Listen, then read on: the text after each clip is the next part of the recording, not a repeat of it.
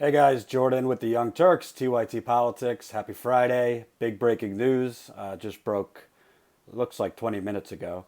The FBI has reopened its investigation into Hillary Clinton's emails, her private email account that she used, her private server. Um, there's not a lot of information out about what specifically they have found that they're looking into, but I have statements from James Comey as well as quick stories. Again, this just came out about 20 minutes ago. Hillary Clinton's campaign has not responded or made a comment, shocker, on the reopened investigation. Donald Trump is about to go on stage. I don't know where he is today. Supposedly, in the next 20 minutes to a half hour, you could bet he'll be talking about this. Hillary Clinton is supposed to go on stage at 2 o'clock. You could bet she probably won't be talking about this. So I'm going to read to you James Comey. This is dated today, and he wrote a formal letter, I believe, to the House Judiciary Committee. He says, in previous congressional testimony, I referred to the fact that the Federal Bureau of Investigation has completed its investigation of former Secretary Clinton's personal email server. Due to recent developments, I am writing to supplement my previous testimony. In connection with an unrelated case, the FBI has learned of the existence of emails that appear to be pertinent to the investigation. I am writing to inform you that the investigative team briefed me on this yesterday, and I agreed that the FBI should take appropriate investigative steps designed to allow investigators to review these emails to determine whether they contain classified information as well as to assess their importance to our investigation. Although the FBI cannot yet assess whether or not this material may be significant, and I cannot predict how long it will take us to complete the additional work, I believe it is important to update your committees about our efforts in light of my previous testimony. So what this shows is even after Comey came out and said, case closed, I'm not going to indict her, the FBI must have still been investigating or looking into the hundreds of thousands of emails, because Comey's saying he was informed yesterday by other people at the FBI of the existence of new emails. Those people, those other FBI people didn't just, find them while fishing. They were obviously looking. So even though publicly Comey said, investigation closed, obviously the FBI was still fishing around a little bit. This statement to the committee doesn't really tell anything. It doesn't tell the nature of the emails.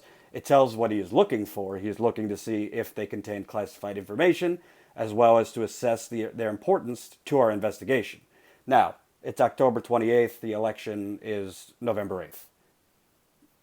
99.9% sure no investigation is going to be concluded before the election. But as a political matter, obviously Donald Trump has sabotaged himself, both with the crazy things he says, as well as the, I believe now 12 women who have come out and accused him of sexual assault, which is obviously very serious.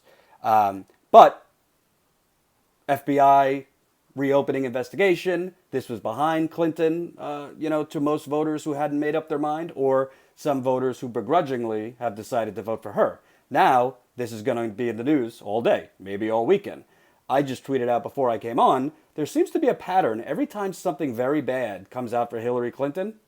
Like 2 hours later, the New York Times or the Washington Post releases a bombshell report on Donald Trump. It's 1:40 p.m. Eastern time right now.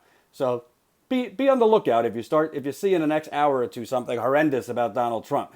I'm not a conspiracy theorist, but this is now like 5 or 6 times. Something really bad about Clinton has come out. 2 hours later, women against Trump or this and that. Now, it's not to defend Donald Trump, because I don't like Donald Trump. I've made that clear.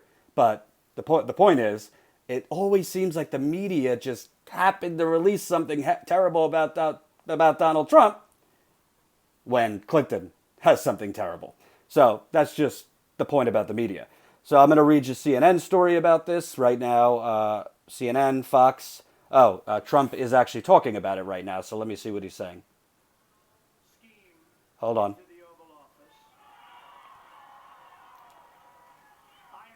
respect for the fact that the FBI and the Department of Justice are now willing that to have the courage Trump to right the horror. Trump is saying he has great respect for the FBI. Now he has respect for the FBI at their courage to right the wrong that they delivered while choosing not to indict her. That the American people fully understood. And it is everybody's hope And he's reading from a teleprompter. it is about to be corrected. And he's pushing that the FBI now has a chance to correct the wrong they did. I'm not at the rally, but knowing how those rallies are, having been to 30, guarantee you there's chance now. Lock her up. Lock her up. So let me read you CNN story. They on their website they have FBI Director James Comey said Friday the Bureau is reviewing new emails related to Hillary Clinton's time as Secretary of State, according to a letter sent to 8 congressional committee chairmen.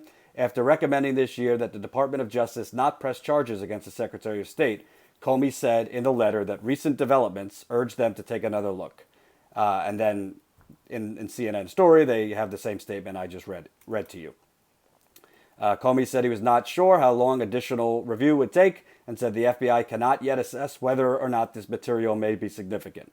The surprising news jolts a presidential race that had largely settled as Republican nominee Donald Trump struggled in national security and key battleground polls. Now Clinton will be placed back on the defensive and forced to confront yet again questions about her trustworthiness. Despite lashing Clinton's emails practices as extremely careless, Comey declined earlier this summer to suggest prosecution. So they go back reading through the history. What I think is really interesting about this, I'm not going to pretend to you to be an expert. I don't know what they found, what they are investigating. Again, this just came out a half hour ago. But as a political matter, when you have the FBI reopening an investigation into the Democratic frontrunner, what are we at now? October 28th. So you got 1, 2, 3, 4, 5, 6, 7, 8, 9, 10, 11 days before the election. Comey would not be leaking this and he would not be announcing this if there wasn't something they found that's pretty significant. I mean, they didn't find her, talking in emails about her yoga or her granddaughter. He wouldn't make this public 11 days before an election if there wasn't something serious in there. You couple that with every single day, and after I move off of the FBI point, I'm going to report on the latest WikiLeaks. You couple this with, we're now up to part 21 of WikiLeaks. The media hasn't been covering WikiLeaks to the point they should be, which I've reported on and criticized them for at length. But you couple this FBI news with the WikiLeaks every day and the drip drip. And many people think, including me, WikiLeaks might have something that's very significant that for whatever reason they have decided to wait till the last second where it still will have an influence on the election to release. If you have something serious WikiLeaks is going to release, coupled with the FBI, assuming key assumption that nothing more comes out negative about Donald Trump, seriously negative about Donald Trump. Obviously, every day something bad comes about Donald Trump because he opens his mouth, but no more accusers of Donald Trump. I'm telling you, not as someone who wants Trump to win or doesn't want Hillary to win, just political analysis. Not good for Hillary Clinton. Because you know what? The swing states, North Carolina, Florida, Nevada, Ohio, Pennsylvania. Pennsylvania, he's down quite a bit. Most of the swing states, he's still within distance. He's not as close as he was, but he's still within the margin of error in many of those states. Now, Hillary Clinton was surprisingly competitive in Arizona, in Georgia. Even some polls have her competitive in Texas. This stuff comes out, I think it helps Trump secure the states that should be going to him by a landslide, but Clinton's been competitive in. Utah has also been an important state. My colleague Eric Byler reported from Utah on TYT Politics, which we're about to hit 99,000 subscribers. If you want to get on the train, subscribe. If you want to be among the first 100,000 subscribers, now's your chance. But the point is, This helps Trump.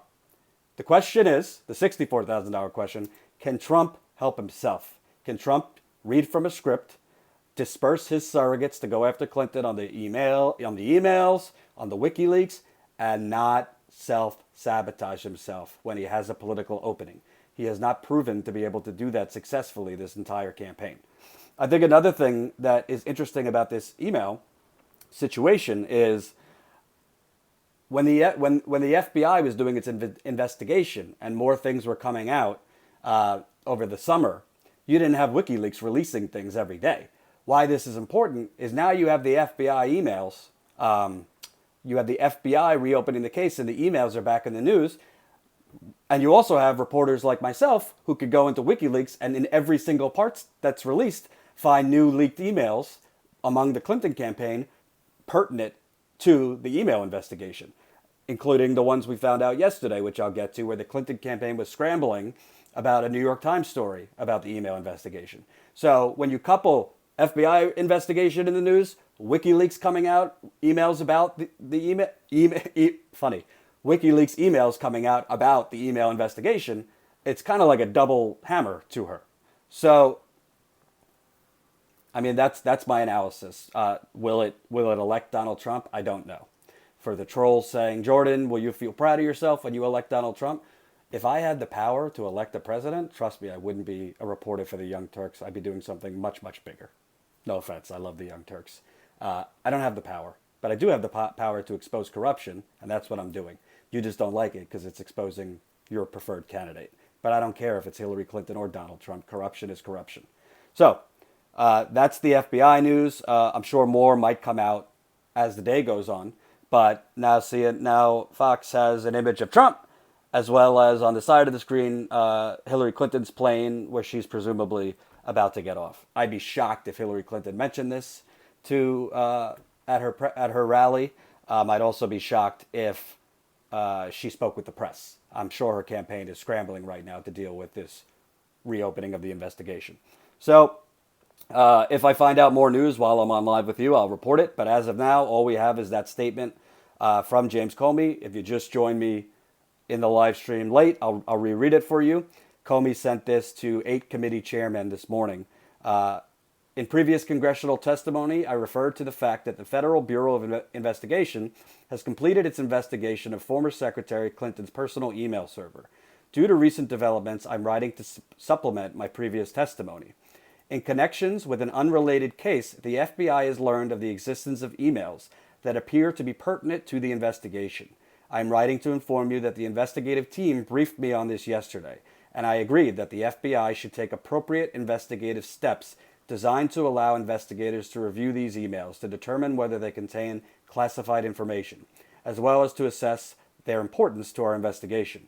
Although the FBI cannot yet assess whether or not this material may be significant, and I cannot predict how long it will take us to complete this additional work, I believe it is important to update your committees about our efforts in light of my previous testimony. So, again, he doesn't really offer much of what the nature of these emails are, but the bottom line is James Comey, FBI director, would not leak out that the FBI has reopened an investigation if they found emails about Hillary Clinton talking about yoga. So there's something notable that they have found. Do I have confidence that the FBI is going to indict Hillary Clinton before or after her potential election? No, I don't. I think it's been shown that Hillary Clinton plays by different rules, and she's afforded luxuries and benefit of the doubt that most normal citizens would not be. I mean, Comey, when he chose not to indict her a couple months ago, basically said, paraphrasing, but he essentially suggested that any other citizen would be indicted for something like this. So I don't think anything's going to happen to her, but it doesn't really, whether something happens to her or not is a different story from whether this will hurt her from getting elected to the presidency. I do think this helps Donald Trump, like I've said before. The problem is Donald Trump, part of his shtick is he's not a politician, but part of the downside is he's not a politician. He is not good at staying on script. He is not, any politician worth their salt, if this stuff was coming out, would be drilling her over the head. They wouldn't be, pivoting in their speech to talk about how great their new hotel is in Washington, D.C., how under budget and on time it was, how, pivoting to derailing women or derailing the media. He would literally be going email after email after email, reading each WikiLeaks email, and obviously going into a whole monologue about her corrupt emails and private server. He's not capable of doing that because he's too much of an egomaniac. He cannot talk about somebody else long enough without switching to talking about himself. So that's the deal. I'm not gonna stoke up. I'm not gonna throw out conspiracy theories or tell you what you want to hear. I don't know if it's gonna make that big a difference, but it makes a difference. If nothing comes out later today, no bombshell story about Donald Trump, which, as I said before, it always seems like when something bad comes out about Hillary Clinton, 2 hours later, the Washington Post or the New York Times is out with something equally, if not worse, about Donald Trump. We'll see. If there's none of that, this is going to dominate the news for the next few days. And Hillary Clinton, at some point, is going to have to answer. And her campaign is going to have to answer. So let me move on. I didn't get to look into as many WikiLeaks as possible yesterday because I was on the road.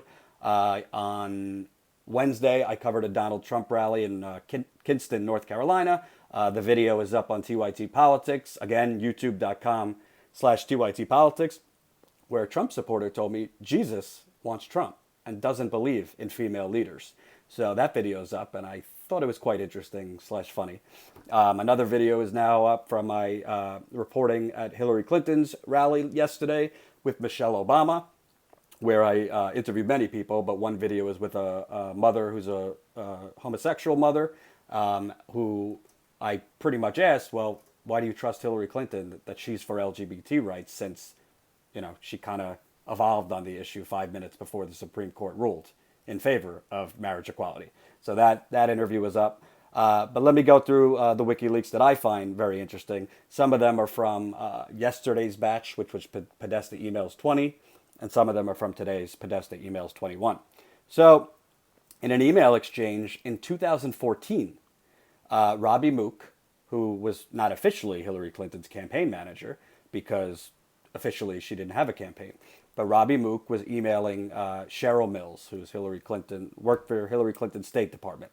So, he essentially is emailing Cheryl Mills, John Podesta, Uma Abedin. He says, and Hillary Clinton herself, Madam Secretary, I had a good conversation with Simus today. Simus is David Simus. He is an aide to President Obama. A few things to report. Number one, he said Debbie Wasserman Schultz, and Amy are supportive of bringing women in to fill a general election planning / preparation role. We agreed that Jen O'Malley Dillon would be a very strong candidate. She has the experience / relationships / gravitas to navigate the building. It's also completely credible for the White House to say that she's their pick. We agreed she should be our first choice for now unless we think of someone better. So this is 2014. You have Robbie Mook, has essentially already been chosen as Hillary Clinton's campaign manager, even though this is December 2014, about 3 months before Hillary Clinton announces. The campaign is already working behind the closed doors, but this is technically in 2014. Robbie Mook talked to Barack Obama's aide, David Simus. I don't know his proper title, but he's pretty high up. David Simus told him that Debbie and Amy are supportive of bringing someone in to fill a general election planning / preparation role. Why is Hillary Clinton's campaign talking to Barack Obama's administration about the DNC bringing somebody in to fill a general election planning / preparation role? Hillary Clinton's campaign shouldn't be talking to Barack Obama's administration about the election or DNC planning, which tells me, does this show direct Hillary Clinton's campaign was talking directly to Debbie Wasserman Schultz about bringing in someone from the DNC? No, it doesn't. I'll give them the benefit of the doubt on that. But it does show this coordination and revolving door 3 months before Hillary Clinton announced her campaign manager is basically getting fed information from the Obama administration about what Debbie Wasserman Schultz is doing at the DNC in preparation for the general election, which tells me the DNC and Debbie Wasserman Schultz are essentially already planning for a Hillary Clinton as a Democratic nominee. So is it a smoking gun? No.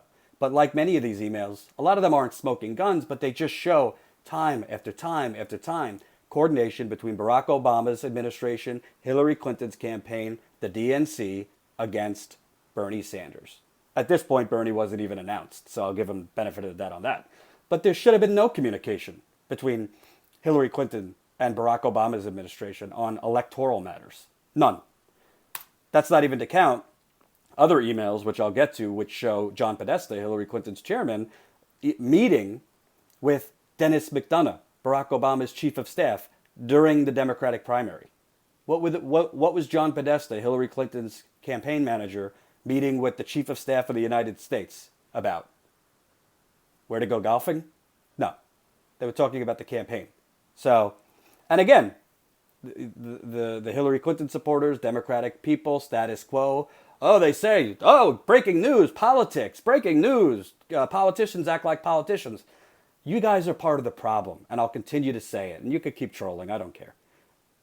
This should not be normal in America. This is why Bernie Sanders had a gigantic movement. In fairness to Donald Trump, this is why Donald Trump has a fairly big movement. Because people are tired of what you say is just, this is how it is. Politics as usual. People are tired of this because politics as usual only helps the powerful and the already wealthy. It doesn't help people like you or me.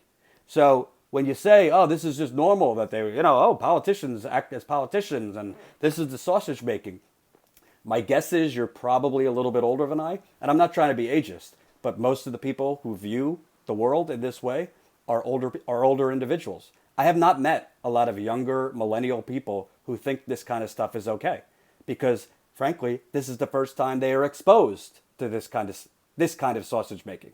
In fairness, I've met many older senior citizens who are not okay with this and supported Bernie Sanders and now support Jill Stein. So of course, you don't put a blanket over everybody, but it's always amazing to me when people just keep saying nothing to see here, nothing to see here. It's like they're just sheep being herded by their master. I mean, these are not normal things.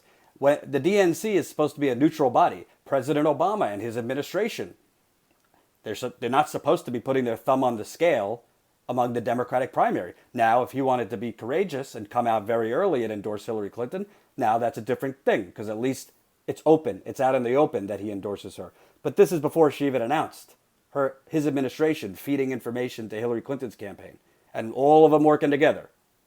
So, moving on. You have, so this was kind of funny. Neera Tanden, she's found throughout these emails. She's Hillary Clinton's BFF, president of the Center for American Progress. In an email to John Podesta, she writes, do we actually know who told Hillary she could use a private email? And has that person been drawn and quartered? Like, whole thing is fucking insane. Once more. And has that person been drawn and quartered? Clinton justice. I mean, in fairness, this is Neera Tanden. It's not someone official with the Hillary Clinton campaign. I think she called herself an outside advisor, but I mean, she's all over these emails. I must have at this point reported 50 to 100 of hers. This is how politics works. Yeah, I know. This is what you tell me. So, yeah, she's saying, who told Hillary Clinton to do this, and have they been drawn and quartered? It's rough talk, Neera. Another one. Hillary Clinton's campaign was so scripted that they even had to write her a script on how to thank people from Nevada for her victory. Literally, you can't make this up. Dan Sherwin, who's her speechwriter, writes, thank you, Nevada. I want to congratulate Senator Sanders on a strong race here, but the Silver State just gave us the gold. Anyone have any other ideas? Now, I will say, in fairness to Hillary Clinton, and this is how politics works, most politicians don't write their own speeches. They don't. Bernie Sanders, I believe, wrote many of them, but he had speechwriters too. So I'm not criticizing that Hillary Clinton doesn't write all her speeches, but these emails have shown this campaign was so scripted to the point of going, email chains a mile long about about the wording for a tweet. And this shows they are so scripted that there needs to be this groupthink council on the first sentence to thank the citizens of Nevada. Thank you, Nevada. I want to congratulate Sanders on a strong race here, but the Silver State just gave us the gold. I mean, it's something. Moving on. And it's going to take me a little bit because I tweet a lot, so give me a second here. Oh, here's another one. Hillary Clinton campaign agonizes over a tweet because they don't want to appear that they are specifically endorsing the $15 minimum wage, but instead they just want to kind of endorse workers' rights in general. I'll read it to you here. A Hillary Clinton campaign staffer writes, I feel strongly that we came up with good language that doesn't use hashtag for 15, but supports workers fight. Leave to Politico for final call, but I think this is good and we should do. So there you have it. The Clinton campaign essentially trying to straddle the line, not really have a core position at all, but make it seem like they're for workers' rights. By the way, you remember in the debate when she said, I've been for the fight for 15 all along? No, you weren't. Your actual website from the beginning said you were for a $12 minimum wage. But here, Clinton campaign want to tweet about fighting for workers. They don't want to actually endorse the fight for 15, so they have to kind of, finesse the language to let's not use the hashtag fight for 15, but let's go for workers' rights. So shows you her political core, very strong. Moving on. We find it here. And by the way, for those that have been asking me, I will be doing a Facebook Live after this on the Standing Rock situation. I've got plenty to say on that. So after this, give me a few minutes. I'm going to be going over to TYT Politics on Facebook. So another email was about Erica Garner. If you remember, Eric Garner was an African-American man. He was killed in New York on Staten Island. He was brought down by many, like a swarm of police around him in an illegal chokehold, and he died. And he kept saying, I can't breathe, I can't breathe, I can't breathe. Police were not indicted for this. Anybody with a brain who watched the video of this would have come to the conclusion police were the aggressors. But of course, American justice, they were not indicted. However, the ranchers who held up the Cliven Bundy Ranch, they were indicted yesterday. So, American justice here. So I found in Hillary Clinton's campaign emails, they're talking about, I think she was writing an op-ed on gun violence. And they were going back and forth whether they should include Eric Garner, who was the African-American man who died. Some of the staffers say, well, technically he didn't die due to gun violence, so it would be not applicable to this story about gun violence.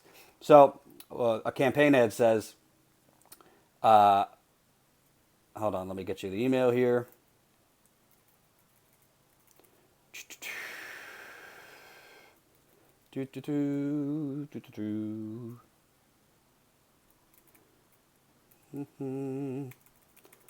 Takes a while to find it. Okay. So I'll just read you from a story about this. The daughter of Eric Garner, the man who died as NYPD officers attempted to arrest him for allegedly selling loose cigarettes, lashed out at Hillary Clinton's campaign in a series of tweets on Thursday. Erica Garner's anger apparently stems from hacked emails revealed by WikiLeaks that show internal campaign discussions about her father's death. Garner first tweeted a link to leaked emails that appear to show internal discussions from the Clinton campaign about whether to mention her father's name in an op-ed piece that Clinton was writing for the New York Daily News. Quote, finally, I know we have Erica Garner issues, but we don't want to mention Eric at all. I could see her coming after us for leaving him out of the piece. Erica Garner then proceeded to attack the campaign on Twitter. So I'm trying to find the exact quote in the email. The leaked email shows Clinton campaign ad Maya Harris responded to Merrill's question and explained why Garner would not be included in the op-ed. Eric Garner not included because not killed by gun violence. Erica Garner somewhat seemed to appreciate Harris recognizing this point.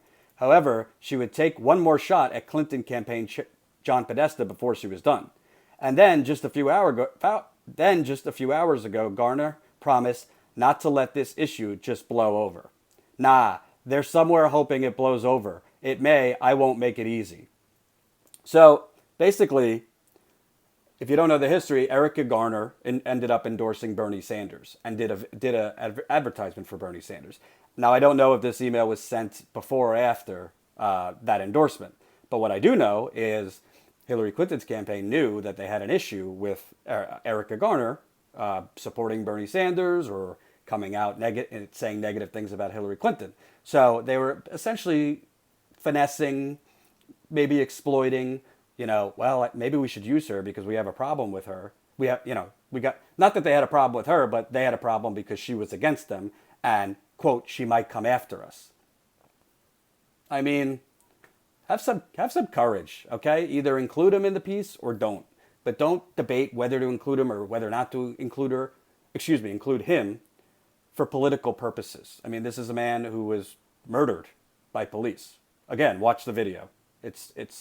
I only watched it 2 times. I couldn't watch it anymore because it's so disgusting and alarming. So that was one thing about Eric Garner. The Clinton campaign basically deliberating whether to use him in an op-ed or not for political gain and to basically hold off his daughter from going after him. There's another thing.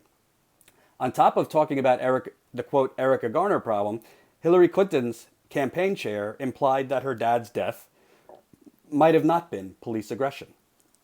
So let me show you the email here. John Podesta was responding to a donor. A donor emailed him. So let me tell you what the donor said. The donor's name is Herbert Sandler. I just saw the film. I do not agree with you. Facts. Guy stopped for selling loose cigarettes. Surrounded by at least 4 police officers. One officer seizes him in an illegal chokehold to take him down. Quote, parentheses, illegal under clearly known police department rules. I saw no threatening gestures by Garner which suggested the need to take him down. Even if the chokehold were not illegal, the actions by the 4 police officers were clearly excessive. By the way, there were more than 4 police officers there. Podesta responds, you and the rest of the world. I'll go back and look at the whole film rather than a 6-second clip. So you have Podesta essentially doubting what the whole rest of the world saw. By the way, Republicans, by and large, said this was illegal and aggressive behavior by the police. So this was like a bipartisan thing. There really wasn't many people that I know that said police were justified in this. And again, if you choose to, go watch the video. It's disturbing. I mean, guy keeps on saying, I can't breathe, I can't breathe, I can't breathe. And there's an illegal chokehold on him. And he died. He later died. So John Podesta, I read it as kind of condescendingly, says, you and the rest of the world, I'll go back and look at the whole film rather than a 6-second clip. Well, first of all, Matt Taibbi from Rolling Stone pointed this out on Twitter, I believe yesterday. There was no 6-second clip. The only thing available was the whole video. And frankly, even looking at a 6-second clip, you could tell that this was not justified police behavior. So I don't even know where he was coming from. But you combine them kind of playing politics with whether to mention Eric Garner in a piece or not to avoid his daughter coming after them, mixed in with the campaign chairman in writing basically saying, oh, you and the rest of the world to a donor who just assume the police were the transgressors. It's kind of disturbing. Kind of makes you think that, in fairness, this is not Hillary Clinton saying this, it's her campaign chairman, but this guy could be chief of staff. He's on the short list, and he has immense influence with Hillary Clinton. So I thought that email was pretty interesting. Moving on. And I got to move up because I have a lot of tweets about the Standing Rock situation. So more I'd say, African-American dog whistling by the Hillary Clinton campaign. So John Podesta, in an email to Jennifer Palmieri, who's the communications director, and somebody else. He apparently doesn't know how to spell because a lot of this doesn't make sense. I'm just going to guess what the misspelled words were. Do we know? Oh, after Weaver does his hit with her, Jeff Weaver, Bernie Sanders campaign manager, she should do the he hasn't really been there for African Americans, but 1,000 points of television will convince them he has. Maybe get Finney on that one too. A lot of that email doesn't make sense to me. I don't know who he's talking about. She should do. I think he's talking about somebody that's going to go on television on behalf of the Hillary Clinton campaign. The subject line says SJL. I don't know who SJL is, but he's basically talking to the communications chairman. We should send somebody on TV to say Bernie Sanders, quote, hasn't really been there for African Americans, but 1,000 points of television will convince them he has. Maybe get Finney, Karen Finney, who's African American, on that one too. Yeah, he has. He just put his body on the line and got arrested during the civil rights movement. Hasn't been there for African Americans. Has spoken out on police brutality way before Hillary Clinton ever did. Hasn't been there for African Americans. So again, when Hillary Clinton's campaign went on television and said Bernie Sanders' campaign is the most negative in Democratic primary history, I mean, all you got to do is read these emails. It's insane. And of course, John Lewis was the one who started going on TV saying, oh, I didn't see Bernie Sanders at Selma. I really didn't see Bernie Sanders during the civil rights movement, trying to, taint his record fighting for civil rights because John Lewis didn't see him. Well, I respect John Lewis and everything he did. He's an American hero, but that was bullshit then. So you're not part of the civil rights movement if John Lewis personally didn't march with you. It's laughable. So Hillary Clinton's campaign basically trying to dog whistle on Bernie Sanders and and African Americans. Moving on. God, there's so many emails. It's hard to even get through all of them. Keep going here. I went on a bit of a Twitter rampage yesterday, so it's gonna take a little time here.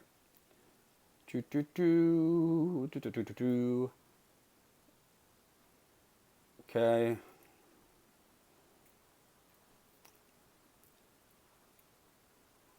We have an email that I did this morning where essentially, let me make sure I'm reading it right. Yeah. So I told you before that John Podesta, Hillary Clinton's campaign chairman, was continually during the Democratic primary communicating with Dennis McDonough, the White House chief of staff. So email dated June of last year. So Democratic primary. You got a minute to chat this AM. Dennis McDonough writes to John Podesta. You got a minute to chat this AM. John Podesta was Hillary Clinton's campaign chairman. Okay. I can't really think of a reason that John Podesta and Dennis McDonough, listen, if they see each other online at Starbucks, that's fine. If they're around each other, that's fine. I mean, I'm not saying that it's scandalous for two people to talk, but I can't imagine why the chief of staff of the United States to Barack Obama is emailing, you got a minute to talk, with his phone number. This on top of emails that actually set up meetings because they didn't want to, phone is okay or meeting in person, but they didn't want to put things in writing. So don't tell me Barack Obama's administration didn't have its thumb on the scale this whole time to push Hillary Clinton to the finish line. This was June of 2015. Granted, well before Iowa, New Hampshire, all of that, but I mean, the Democratic primary was going on. Bernie Sanders was a candidate. So I can't think of any legitimate reason that the two should be talking or coordinating or meeting in person. And I don't think they were talking about golf. Let's put it that way. Another email. Hillary Clinton's campaign chairman, John Podesta, was also receiving adoring emails from the top lobbyists in the United States.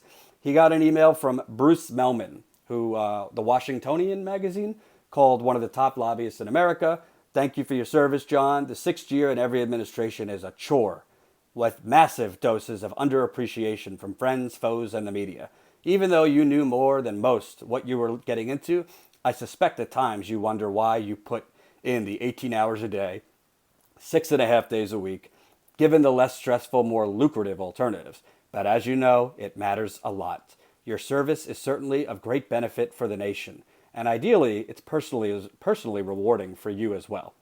John Podesta's response to this adoring email: thanks, Bruce. I really appreciate that. Now, is there any pay for play? No. But I think it's important to show you this is how the government runs. Lobbyists kiss the asses of the politicians and the advisors, and then they get in the room with said advisors and politicians. I mean, is he a bad person for receiving adoring emails from lobbyists? No. But you know what? He's not a friend of the worker. I don't know many people. I don't know many advisors for Bernie Sanders or Elizabeth Warren who are having lunch with lobbyists. I don't. And if you do, send it my way. So, moving on. And while I have the audience here, again, if you want more of this, we got plenty of this over at youtube.com/TYTpolitics. We're headed to 100,000 subscribers. I think we just hit 99,000 or are very close. So if you want to be part of the 100,000 subscriber club, get on it. Tell your friends to get on it. I don't care if your dog clicks the subscribe button. Subscribe, subscribe, subscribe. Moving on. We have an email where Hillary Clinton's best friend forever, Neera Tanden, again, president of the Center for American Progress. Subject line, Flint, Michigan. Maybe she should go there and be with the families. This Flint situation is outrageous. Would show she's a fighter. Maybe that would break through. And easier than sleeping overnight at someone's house. Michigan is not that far from Iowa. January of 2016, Flint was a big news story. This was before the Michigan primary. Neera Tanden, who is an outside advisor to the Clinton campaign, is shown throughout the emails to be talking directly with John Podesta, giving advice, cursing people off. Would show she's a fighter. Maybe that would break through. Yeah, don't worry about the people that are poisoned. Don't worry about helping the victims. Go there and show everyone she's a fighter, Hillary. Go there and show everyone you're the fighter, and maybe that'll help her break through. I mean, listen, a lot of people think I don't like Hillary Clinton, that I'm biased, whatever. That's fine. I've made it clear what I think.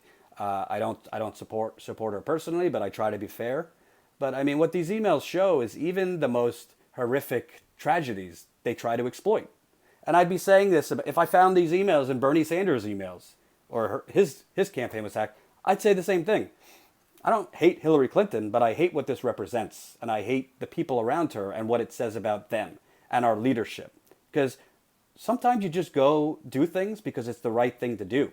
And you're supposed to represent people, not because there's an electoral benefit to it. You know, I'll give credit where credit's due. John McCain in 2008. Some crazy woman, said something very Islamophobic to him on the campaign trail right before the election. And instead of ducking, like Trump did several months ago when somebody said something Islamophobic to him about Obama, John McCain corrected her and said, no, ma'am. Barack Obama and he's a good man. We just happen to disagree, but he's a good man and he's a good American. That's called political courage, okay? I don't agree with John McCain politically, but he deserves credit in that moment. And anybody, if Hillary Clinton did that, I'd give her credit. So it's not that I hate Hillary Clinton, but the people around her and her campaign, it's very clear that they exploit tragedies, exploit Eric Garner, which I just said a couple tweets ago, emails ago. They exploit bad things for political gain, and that's a problem. And that shouldn't be just politics as usual. And if you're okay with that, then again, you're part of the problem. Moving on. I'll go through a few more. Oh, so Hillary Clinton's campaign chair, John Podesta, was directly emailing with David Brock, who is the head of the super PAC, Correct the Record. You know that whole Citizens United thing that they're not supposed to be coordinating? Well, yeah. So David Brock, I guess, had a book out in last year. I don't know what the book name was, but subject line, thanks for everything. So Podesta wrote to David Brock, I want to know if my tweets boosted sales. So he's talking about his own tweets, I guess, about David Brock's book, if they boosted his Twitter sales. David Brock says, well, Amazon number better today than yesterday. And he writes, tweet impact report, number 5 on the New York Times list. So I'm assuming this is in jest. I don't think John Podesta has a big enough Twitter following to boost up David Brock's sales. But what this shows you is the head of Hillary Clinton's campaign, John Podesta, was in constant communication with the head of the super PAC. There's emails throughout WikiLeaks that show John Podesta was having meetings where they were talking about Priorities USA, where they were talking about Priorities USA, correct the record. There was active collusion here. This is very direct. Now, again, if John Podesta was online at Starbucks and David Brock was there, should he look the other way? No, of course not. But emailing directly about his book sales. By the way, the book was a pro-Hillary book, fighting the right wing against Hillary. So it's a joke. Oh, somebody said Jordan's been hacked because my screen went off. Maybe I have been hacked. Uh-oh. If my emails come out, I admit it's true and it wasn't Putin. Let me think who I would guess. Let me think who I should blame if my emails are hacked. I'm going to go with Merkel. I'm going to blame German Chancellor Angela Merkel. It was her and the Germans, and I'm coming after you guys. All right, one more, since apparently you can't see me anymore and I've been hacked, which is kind of weird. So you have, let me find it here. Oh yeah, so Hillary Clinton's campaign freaked the hell out over her flip-flopping on gay marriage because the New York Times wrote a big story on it. So let me read you the trail here. You have Nick Merrill, who's the press secretary. Did anyone hear from Alan, talking about Alan Rappaport from the New York Times? And more importantly, does anyone know him? Because this is ridiculous, this story that Alan Rappaport wrote for the New York Times. Another staffer writes, yes, he and Chozik reached out to me earlier, but per our call, we decided to hold tight until Nick and Jen talked to Gaggle in Iowa. We have outstanding requests from Ann Garin and Tumulty from the Washington Post. Do you guys want me to walk them through what we discussed on call, on background? Just didn't want to do anything until I heard how Gaggle went. Nick says, can we find out if this is going to turn into a paper story and we could go back into it if so? Yes, stand by. Can we point those who are writing to the 2013 video in which she supports marriage equality from both a policy and legal standpoint to push back on the point this is not a flip-flop? Talk to Alan. This is not going into the paper tomorrow. Said he can't promise it won't get folded into a larger piece down the road, but the first draft post is it for now. And that's the whole email chain. All right, I'm going to go because apparently the Russians or the Germans or somebody has hacked me. If you don't hear from me later tonight, something did happen. And please tell my parents it was Hillary Clinton's campaign. No, I'm kidding. Nothing's going to happen to me. But if something does happen, get Merkel or get Clinton. It's one of them. Maybe they're working together, or maybe it's a damn conspiracy. Assange, help me. Oh, maybe it's Donna Brazil. That's true. Let's have fun. Who did it? Who did it? All right, guys. I'm going to go get me a coffee, and then I'll be over on TYT Politics Facebook to cover the Standing Rock escalation. And if my Facebook goes down, then you know there is some worldwide conspiracy against me, and please come help me. Thank you.